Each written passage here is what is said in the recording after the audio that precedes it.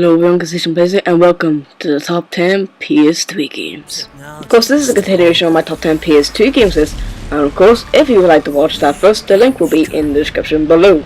But anyways, let's go on to the number 10 spot.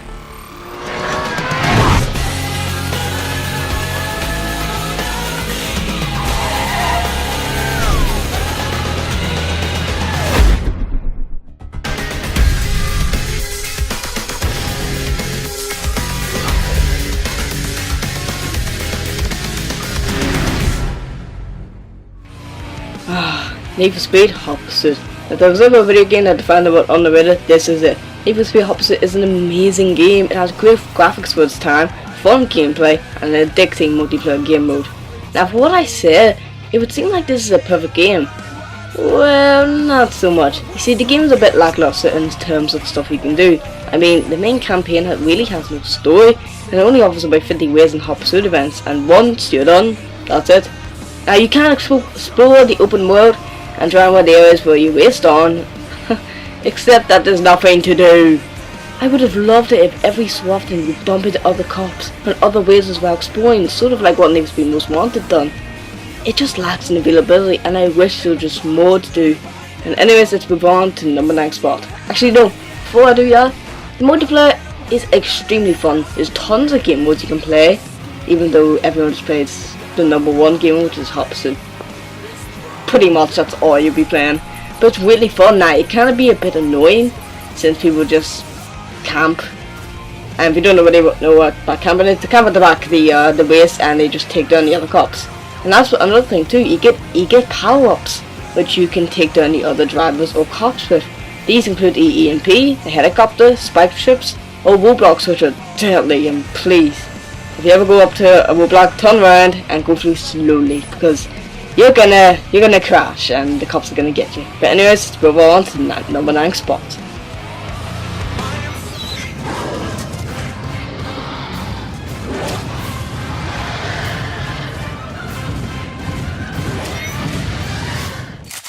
Bring it.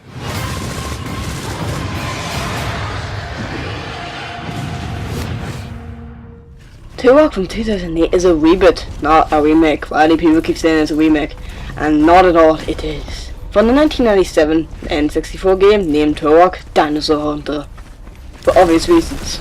Turok is a first-person shooter where you viciously murder dinosaurs and shoot your way through enemies to eliminate your former captain Kane. The game features many dinosaurs, of which the design is amazing. Each one looks, moves, and reacts like a weird creature. The real one you will be facing mostly will be the raptors, but along the way you have to overcome the Dilophosaurus, a monstrous T-Rex, giant scorpions, sea monsters, and of course Kane's men. You can dual wield weapons as well, or use a silent but deadly bow and arrow, a knife, and many more. This is certainly a great reboot to a series so loved. Turok, you're a really good game. No doubt about that. Uncertain your future is. Find yourself. You must.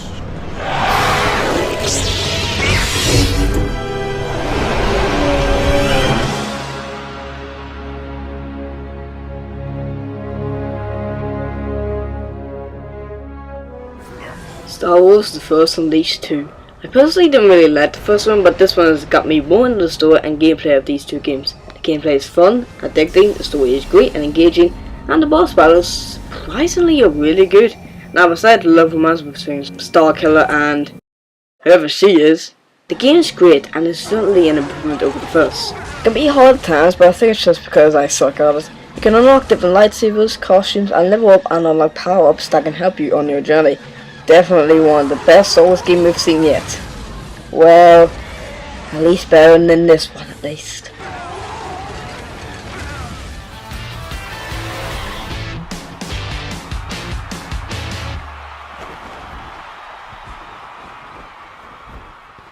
Nation Racers! You probably never heard of it, and that's for good reason, because it was advertised terribly. But if you didn't know, Nation Racers is a kart racing game, and who doesn't love these kind of games? Right?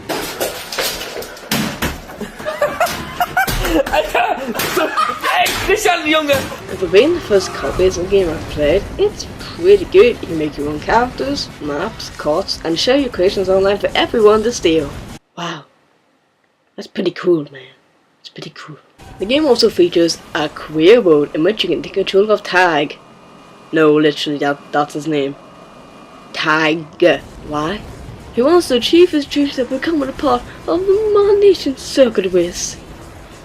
How original!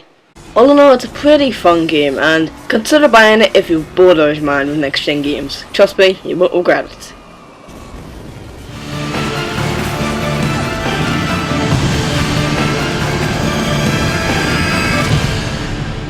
You will.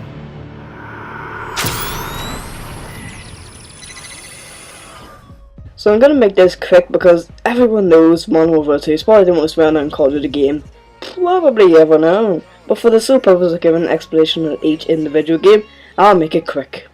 Call of Duty Modern Warfare 2 is what me and my brother used to play all the time. It was like an addiction, we couldn't go one day without. The multiplayer was amazing, the campaign was great, definitely one of the best gaming takeovers I've ever seen, and for other people it's one of the best gaming takeovers. Now, people can debate whether or not this is better than COD 4. Talking about nostalgia wise, I think COD 4 will beat it. But for gaming wise and fun wise, I think MW2 is really what set the standard for how good a game can be. Definitely one of the best games I've ever seen in my life. And also, trick shotting was amazing.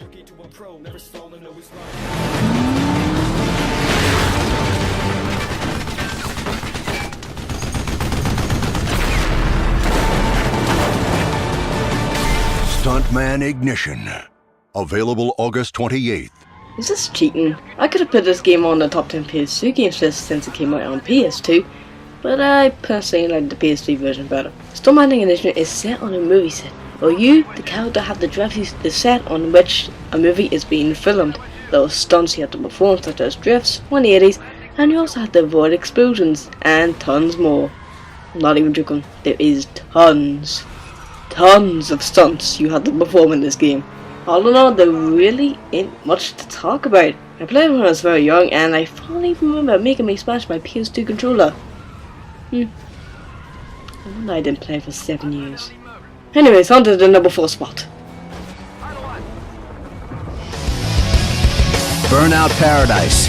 It's one city with infinite possibilities. Go explore.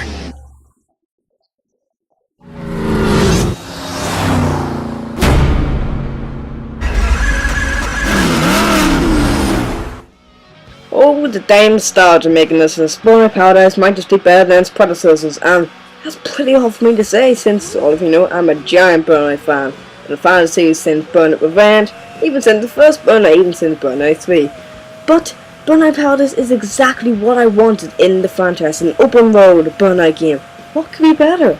Now, apart from the terrible microtransactions that came out for this game, there was a ton of cars that, not only that, but you can unlock a second version with each car, doubling the amount that you can get. And I know that I said the terrible microtransactions are of course terrible, but in all honesty, they're pretty awesome, and they actually are pretty good DLC, and I fell victim to them. And of course, because you can get the DeLorean battle bridge, it can hover, and it's fast as hell, quite the fastest car in the game.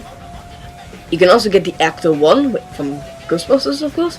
You can even unlock a brand new island to explore. This is what good DLC is, and of course, since it is a one-hour game and it offers online, you can drive away and meet other players and participate in over 500 different challenges that you and the others have to do.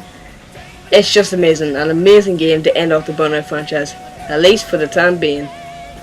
Jeez, this game's so nostalgic, damn! Your darkest secret, your ultimate weakness. I know you are Bruce Wayne.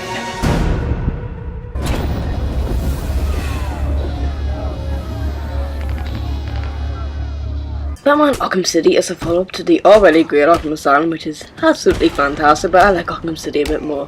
Which is set 1 year after Hugo Strange has built a city-like prison named Arkham City, where Gotham Smoke's dangerous villains have become prisoners, and now you, as Batman, need to go and take them down take Hugo Strange down and find out just what is going on in Arkham City. This game offers tons of content for the main player. Even the main story is only 78 hours long, and that doesn't even include the side missions, of which there was 12. There were challenge maps, willow trees everywhere, mindless inmates that you can beat to a pulp, and with Arkham's oh so satisfying combat system, it's extremely fun and delivers an amazing experience as Batman. Not to mention the plot twist at the end, which I won't spoil.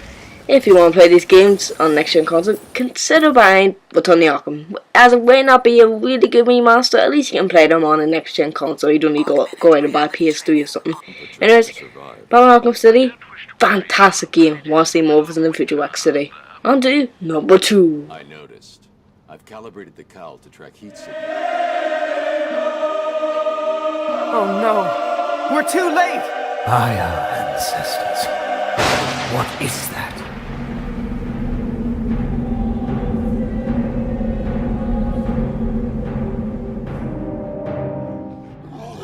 Do I even need to give an explanation? Now, I won't go into too much detail because, well, reviewers know, but I'll give a quick summary. The amount of hype when this game was announced was not human, let's just say that. I remember freaking out and watching the trailer over and over and over, looking at each detail and mesmerizing every bit of dialogue. Jeez, I'm sad. So what about the actual gameplay? Well, for one, the soundtrack is kick-ass.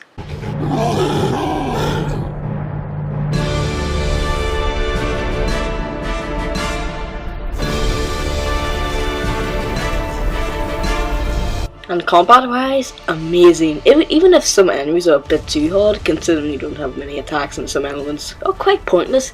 But, nonetheless, I will explain this all in a review. So for now, this has been Sprout Don the Dragon. Let's move on to number 1.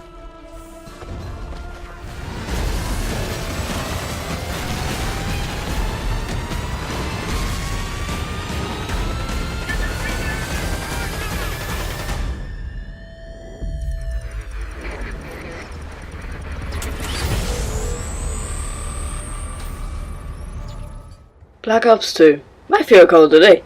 Probably a surprise to most of you, but this was the game where me and my friends spent days, hours, months on it, simply playing custom games and goofing about, literally. Zombies was good too, apart from some things we would like to forget about. It's Call of Duty. It's the same as they always are. Year after year, just pumping that money grinder, never letting go of that money. But, to be honest, Call of Duty Black Ops 2, for the main reason, got me interested because the campaign was amazing. I think the campaign was the best campaign we've ever seen in Call of Duty, apart from World at War. Black Ops 2 campaign was amazing. It offered multiple endings. It was absolutely emotional when you know who died. And all in all, it's probably the best Call of Duty in my opinion. That's my opinion, but yeah, some of you might have other opinions, and I respect that. But for me, it's my favourite. I've seen no top 10 or anyone said that this is their favourite Call of Duty. So I might even be the bloody first to say that. But anyways guys, that is the video. I hope you've enjoyed this little step back to the past, nostalgia trip. And there'll probably be more in the future, maybe top 10 PS4 games or something like that. I really don't know. But anyways guys, I'll see you all in the next video. Ciao. Goodbye.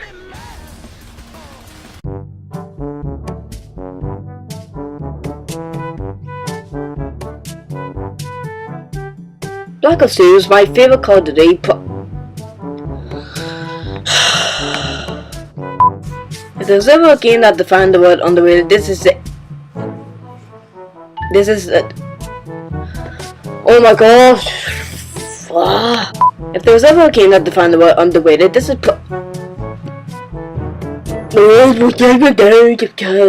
This is the 5th time I've tried this, and this is really annoying me. Oh my gosh.